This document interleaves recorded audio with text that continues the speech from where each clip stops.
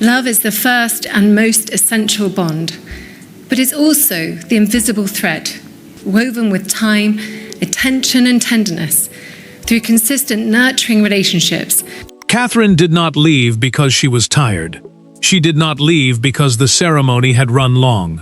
She left because, across one of the monarchy's most watched occasions, Queen Camilla appeared wearing a sapphire Catherine believed had already been reserved for Princess Charlotte. And the moment Catherine recognized it as Diana's, her expression changed. Minutes later, she was gone, and the royal celebration had become a family crisis.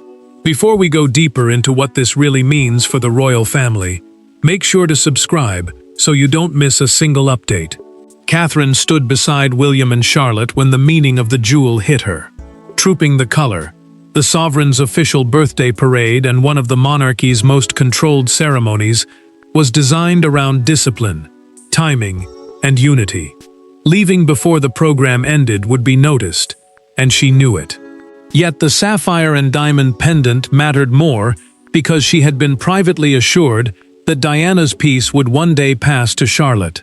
The princess stopped speaking mid-sentence, fixed her eyes on Camilla's neckline, then turned to her daughter and said quietly, "Stay with your father." Charlotte looked up at her mother and sensed the change. The girl asked what was wrong, but Catherine refused to explain there, unwilling to drag her daughter into an adult dispute in front of the family. William heard the question, saw the strain in his wife's face, and understood why the moment cut so deeply. This was not simply about a jewel. It was about a promise tied to Diana, a grandmother Charlotte had never known, and whether that promise still carried weight inside the royal household. A senior household aide noticed the pendant and reacted differently. He checked the internal jewelry record, saw that the sapphire had been listed under another restriction, and slipped away from the ceremonial group to make a private call. That movement changed the atmosphere. Someone inside the palace already knew the piece had not been selected casually. Camilla did not appear confused when Catherine stepped away. She touched the sapphire once, looked toward William, and held his gaze long enough for him to realize she understood exactly which jewel had triggered the exit. Catherine refused an aide's attempt to stop her, walked to the waiting car, and closed the door herself, while Charlotte watched from several yards away. William did not follow. He remained in position, jaw tight, because one question had become more important than ceremony. Who had given Camilla permission to wear something already associated with his daughter? Catherine's departure shocked the crowd, but the real wound was buried inside a promise involving Diana, Charlotte, and 3 women connected by one sapphire. The sapphire was never valuable merely because of its stones. To Catherine, it carried the memory of a woman Charlotte never knew, but whose place in the family could never be erased. To Camilla, wearing it represented something completely different: acceptance, authority, perhaps even ownership. And caught between those meanings was a young princess who had unknowingly become the center of a struggle over inheritance, memory, and who had the right to define Diana's legacy. Catherine had always tried to give Charlotte something quieter than royal mythology. She wanted her daughter to understand Diana as family, not simply as a famous figure frozen in public memory. That was why the sapphire mattered. It was not merely jewelry. It was one of the few objects she had privately described as a possible bridge between grandmother and granddaughter. Camilla understood another side of that history. As queen, she occupied a position forever compared with Diana's memory, which meant wearing something so closely associated with her carried a weight far beyond normal ceremonial jewelry. Charlotte broke the silence later that afternoon. Sitting beside her mother, she asked softly whether the blue pendant had belonged to Grandmama Diana. Catherine paused before answering. That single question told her everything.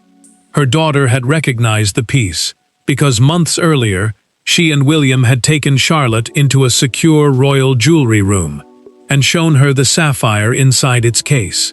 She had never worn it. She had only been told that one day, when she was older, It might become part of her own connection to the grandmother she never met. Catherine took her hand and explained that some possessions carry memories even after the people connected to them are gone. William found his wife alone not long afterward. Catherine did not accuse him. She did not ask why he had failed to stop Camilla. Instead, she asked something far more painful. Why had nobody warned them? The prince understood immediately.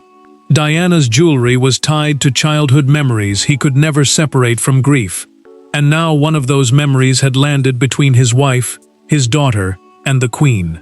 He told Catherine he would find out exactly what had happened. Then the first troubling detail arrived. An aide informed William through a documented internal account that Camilla's office had requested a historic blue sapphire for trooping 3 days before the ceremony. The request did not clearly name Diana's pendant, but it was specific enough to change the mood. A mistake was one thing, a deliberate selection was another.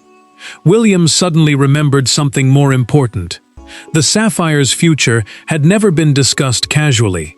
A written instruction existed, and Princess Anne had been present when it was created. To understand why Catherine could not simply ignore what Camilla wore, the family now had to return to that earlier afternoon, and to the warning Anne made before anyone imagined it would matter. The crisis did not begin at trooping the color. Its true beginning came months earlier behind a closed Windsor door, when Catherine, William, Anne, and a royal jewelry custodian gathered around a small velvet case. Inside rested Diana's sapphire. What happened during that private meeting would later make Camilla's public appearance almost impossible to dismiss as harmless, because Charlotte's connection to the piece had been stated clearly, recorded carefully, and witnessed by someone who rarely forgets a promise. William stood over the open case, but did not touch the pendant at first. The jewelry review had been arranged to decide how selected family pieces would be preserved and used in the future, while the custodian, the official responsible for recording, protecting, and controlling access to historic jewelry, kept the formal inventory. Catherine watched her husband hesitate. He finally admitted that the sapphire carried memories of Diana wearing blue, and that he wanted Charlotte to receive something connected to affection, not duty. For him, that difference mattered. Crown pieces could represent office. This one represented his mother. Catherine answered carefully. She said Charlotte should never grow up believing the sapphire was a prize or a symbol of rank. It should wait until she was old enough to understand the woman behind it. Princess Anne listened, then made the warning sharper. Preserving Diana's memory, she said, required restraint from everyone, especially adults who might later see historic jewelry only as something available to wear. William agreed. Catherine did too. The decision no longer felt sentimental. It felt necessary. Anne then created the moment that would change everything. She pressed one finger beside the sapphire's entry and instructed the custodian to write a clear notation. Reserved for Princess Charlotte upon adulthood. No ceremonial loan without parental consultation. Catherine watched every word go down. William waited until the official initialed the record. Anne looked at the page and said quietly, "Then there should never be confusion later." That sentence would return with brutal force, months afterward. Trouble began 2 weeks before trooping. Camilla's household requested an inventory of available blue gemstones for ceremonial use. The custodian supplied a catalog copy, but when the paperwork later returned through the Queen's staff, Charlotte's restriction was missing. The sapphire remained listed. The warning did not. Anne learned that detail only after Catherine walked out of trooping. Her reaction was immediate. She demanded the original Windsor record, ordered the altered copy preserved, and insisted Camilla meet the family privately. But confusion was exactly what followed. And when Anne entered that room carrying the original record, Camilla discovered that Catherine was no longer willing to treat the sapphire as a misunderstanding. There were no cameras when Catherine finally faced Camilla. No balcony, no parade music. No crowd to force smiles onto either woman's face. Inside a private Buckingham Palace sitting room, Catherine stood opposite the Queen and asked one devastatingly simple question. Why that sapphire? Camilla answered with calm restraint. But Catherine was no longer asking about jewelry procedure. She was asking whether Charlotte had been knowingly pushed aside. Princess Anne had arranged the meeting within hours of trooping, and William stayed close enough to be called in, but far enough away to let Catherine speak for herself. The princess placed the Windsor inventory record on a side table and made one point clear. Charlotte's reservation was not a legal transfer of ownership, but it was a family instruction that required consultation before ceremonial use. That distinction mattered because Catherine was not claiming the sapphire had been stolen. She was asking why a promise tied to Diana had been ignored in public.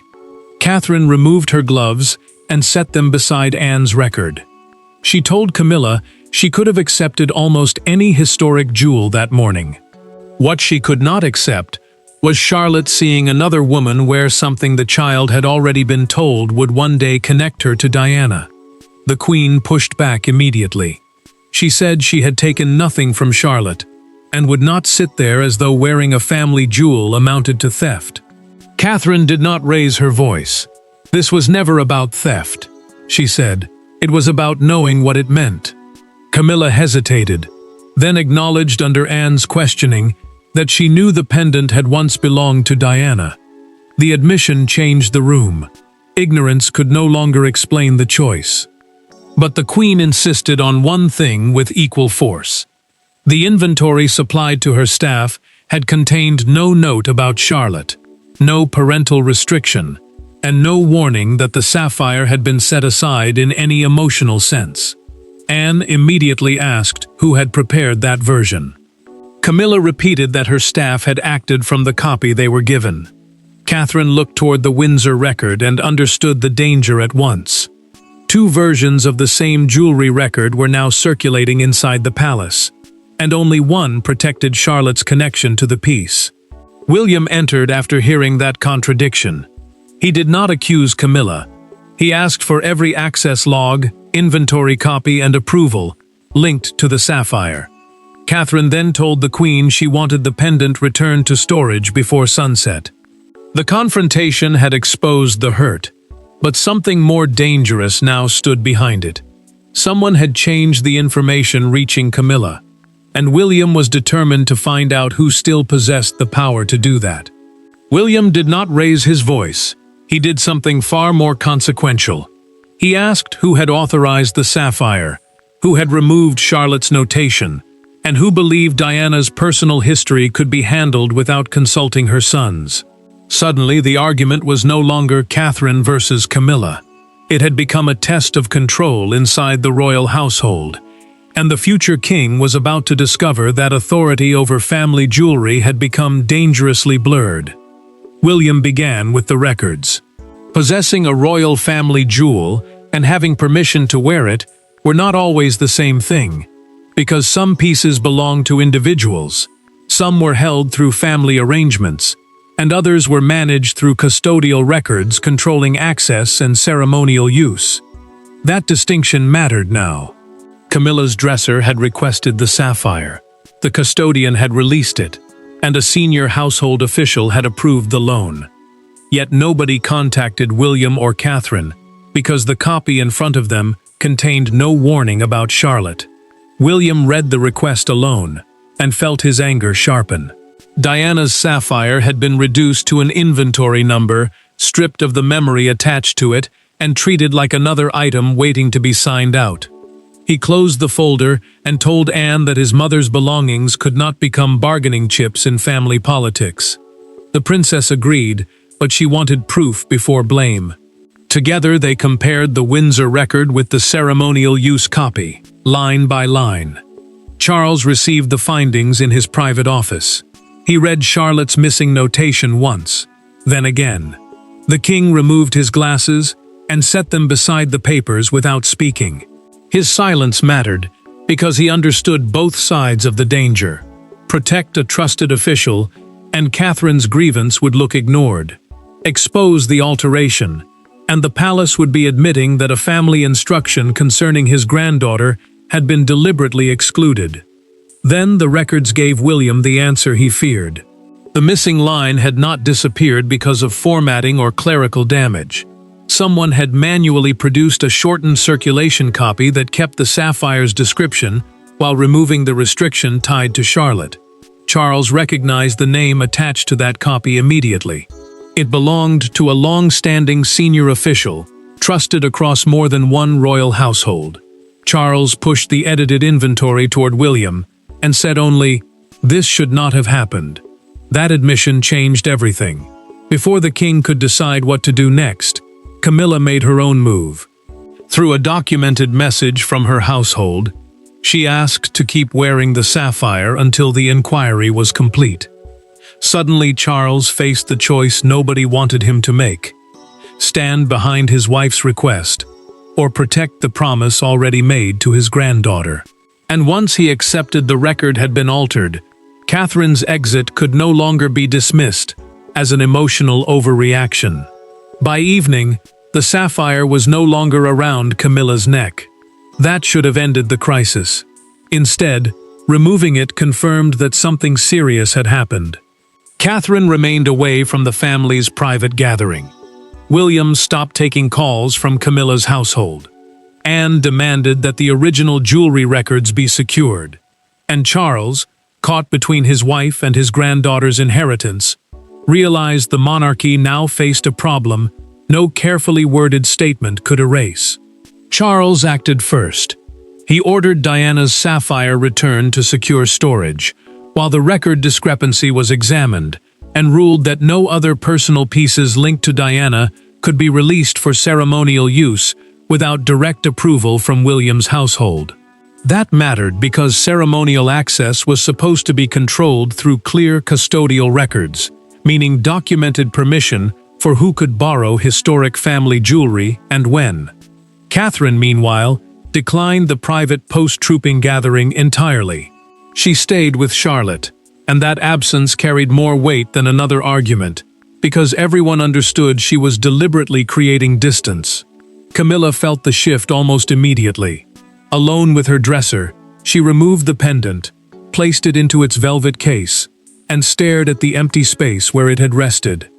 Then she asked the question she had clearly been carrying for hours. Did Catherine truly believe she had worn it simply to hurt her? The Queen wanted reassurance. She did not get it. When Charles joined her later, he told her the central issue was no longer intention.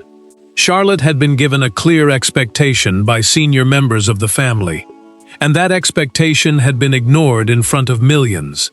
The senior official finally broke the silence through a documented internal account. He admitted removing family annotations from the ceremonial use version because he considered them non-binding and believed only formal ownership restrictions needed to remain. He insisted Camilla had never instructed him to erase Charlotte's name. That confession protected the Queen from one accusation, but it created another problem. Someone had knowingly decided that the family's emotional agreement did not matter. Anne rejected that defense immediately. She argued that whether the notation carried legal force or not, it had been written for one reason: to prevent exactly this kind of humiliation. She demanded the official be removed from all Diana-related jewelry duties, and insisted the original records remain secured. Camilla closed the velvet case herself, pushed it toward the waiting custodian, and said, "Take it back." Yet the sapphire returning to storage did not restore peace. Catherine finally agreed to return. Not for officials, not for procedure. She wanted Camilla alone. No William, no Charles. No aides. For the first time since trooping, the sapphire was locked away. But the hurt could not be locked with it. The most important conversation happened without kings, princes, private secretaries, or palace advisors. Catherine entered the room alone. Camilla was already waiting. Between them sat no constitutional document and no household official. Only the knowledge that Diana's memory had followed both women through years of royal life in completely different ways.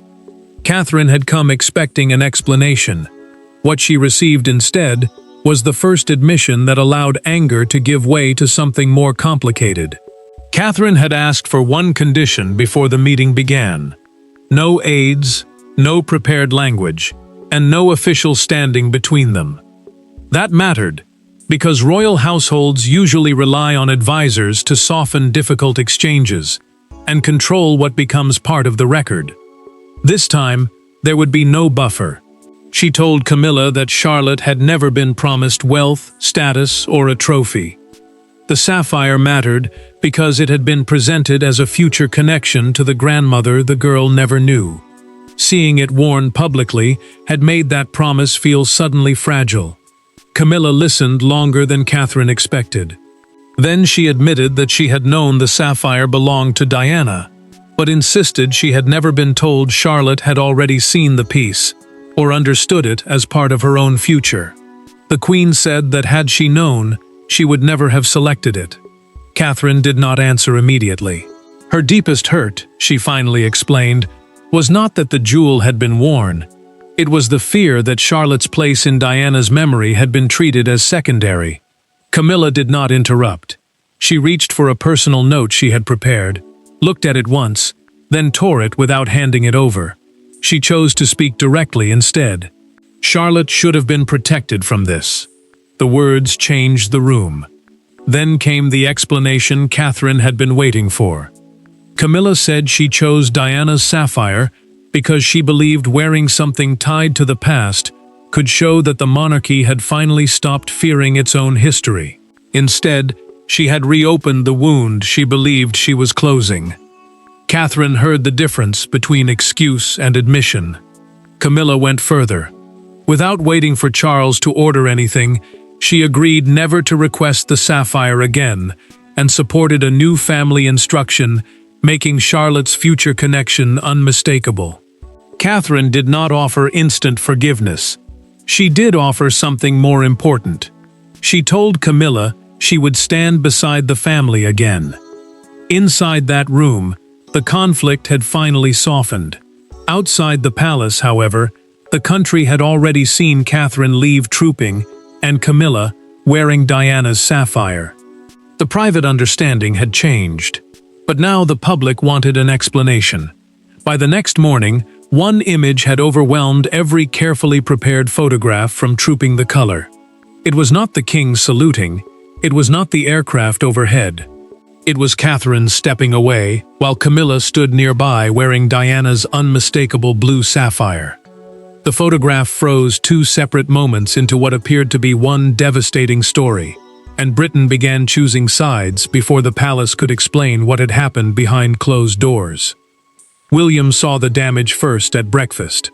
A stack of newspapers landed in front of him, each one carrying some version of the same question. Why had Catherine left? And why had Camilla been wearing Diana's jewel?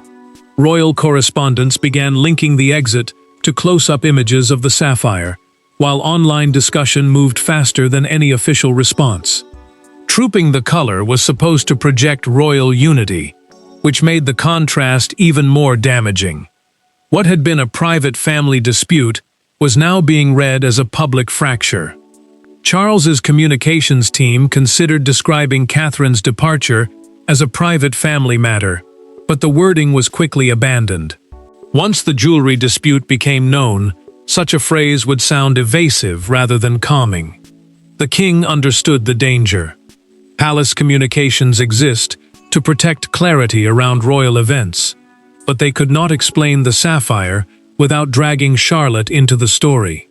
William made that boundary absolute. He folded the newspaper carrying Catherine's photograph, placed it face down, and told every advisor in the room to remove his daughter's name from any proposed public response. Catherine made the same choice for a different reason. Support for her was growing quickly, but she refused to use it as a weapon against Camilla. Her office suggested explaining why the sapphire mattered personally. She rejected the idea. Charlotte would not be used to win a press battle, even if remaining silent meant allowing strangers to speculate about her own decision to leave. Then one public moment captured the mood. Outside Buckingham Palace, a small crowd gathered near the gates, several people carrying blue ribbons. A major newspaper splashed Catherine's departure beneath the headline, "The Sapphire Exit," while a breakfast broadcaster called the episode a battle over who inherits Diana's memory.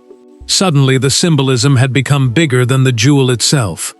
Charles finally authorized a short statement, confirming that the sapphire had been returned to family storage, and that private jewelry arrangements were under review.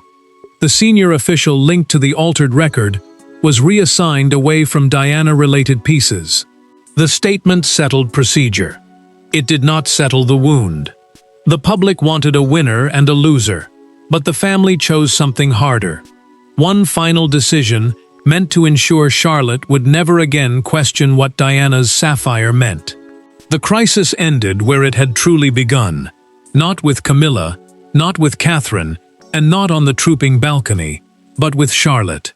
Days after the confrontation, the family gathered privately as Diana's sapphire was returned to its case. Charles, William, Catherine, Anne, and Camilla agreed on one final decision. The sapphire would remain untouched until Charlotte herself was ready to receive its history. Charles approved a revised family jewelry instruction, making the arrangement unmistakable. The record permanently reserved Diana's sapphire for Princess Charlotte's future private use, and prevented any ceremonial loan without consultation with William and Catherine while she remained young. That mattered, because the earlier crisis had exposed how easily an emotional family agreement could disappear inside palace procedure.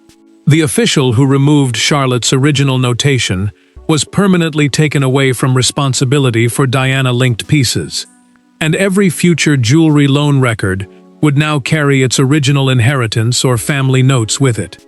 Charles then spoke privately with Catherine. He admitted she should never have been forced to choose between maintaining ceremonial harmony and protecting her daughter. The king understood that trooping demanded unity, but Catherine answered that tradition could survive only when families trusted the people responsible for carrying it out. He accepted the point. Her exit had embarrassed the palace, yet ignoring the promise would have damaged something more important. Camilla made her own decision in front of Anne. She confirmed that she would never wear the sapphire again and would not challenge Charlotte's future connection to it. The Queen did not ask Catherine to forget what had happened, and Catherine did not humiliate her by demanding another public apology. Their conflict ended through something quieter, a boundary both women now understood. Anne witnessed that agreement, exactly as she had witnessed the original promise months earlier. William later sat with Charlotte as Catherine remained beside them. The prince allowed his daughter to see the closed case again, but did not let her wear the sapphire. He explained that Diana's memory did not live inside a gemstone, and that Charlotte did not need jewelry to prove she belonged to her grandmother's story. Then he closed the case, handed it back to the custodian, and Catherine placed an arm around her daughter. That final moment changed the meaning of Catherine's walkout. She had not left trooping to destabilize the monarchy. She had drawn a maternal boundary when silence would have suggested ceremony mattered more than a promise. Camilla's mistake exposed an old sensitivity around Diana, but correcting it prevented that resentment from passing into another generation, and that became the sapphire's final meaning. Diana's memory was not something Camilla could erase.